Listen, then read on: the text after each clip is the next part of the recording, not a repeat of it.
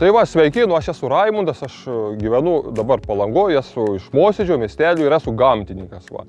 Aš nuo mažų dienų labai mėgau gamtą, tėvelis mėgau gamtą ir nelabai ką turėjau tokiam vienkiemiui veikti ir eidavau į laukinę gamtą. Nu, ir mokiausi paskui ekologiją aplinkotyrą, paskui tai pasisekė, kad įsidarbino valstybinios miškuos ir ten ir darbuojos, bet va tokia šią žiemą ir praeitą vasarą sugalvojau tokį labai įdomų dalyką, labai ilgai reikėjo galvoti man, žemaitiškas tas mąstymas toks yra, sugalvojau tokį reikalą, kad galima vest kaip gidas į gamtą žmonės ir parodyti visiems ir sugalvoju tokį pavadinimą pasimatuok eigulio kepurę, visi nori pasimatuoti, žalia spalva visiems tinka ir pritinka. Čia yra girinukų klubas, aš taip kartais pasižiūrėdavau, nu realiai mokyklos nori vis laik, atvažiuokit girininkas, ten, nu, eigulys, atvažiuokit į pamokėlę, nu nėra laiko, visi užsijėmė ir ta, būna tokios edukacijos, bet jos būna tokios kaip ant greitųjų, aš galvoju.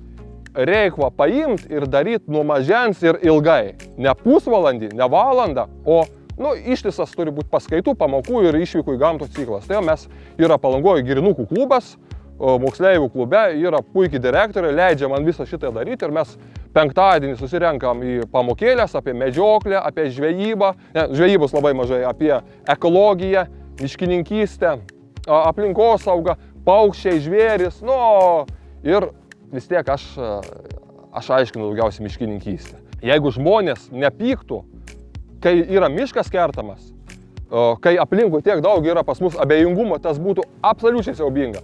Mes tiesiog privalom pykti ir piktintis, kai yra miškas kertamas. O tie žmonės, kurie kerta ir organizuoja tuos darbus, jie privalo paaiškinti, kodėl tas yra daroma, kaip yra daroma, kas tai yra ugdomieji kirtimai, kas realiai reikia paaiškinti tokį dalyką, kad geriausia gamtos apsauga yra racionalus gamtos išteklių naudojimas. Didžiausia ekologinė problema yra ne radiacija, ne miškų kirtimai, ne miško gaisrai ir netgi ne bambaliai kažkokie, bet yra didžiausia ekologinė problema yra nežinojimas ir nesusišnekėjimas. Va, ką aš galvoju, kai vaikai nuo mažų dienų ir žinos, ir mokės susišnekėti, ir kada šį klubą pakvies ir medžiotoją, ir ekologą, ir miškininką, ir žmogų, kuris, sakykime, kokias žvakeles prie šventų medžių degina, kad jie visi susišnekės, pabūs, aš skaitau, kada visi gražiai tą gamtą ir apsaugos. Aš manau, kad mano pozityvumo moto yra, kad reikia imt, daryt ir nebijot. Svarbiausia, nebijot kažko imtis ir daryti.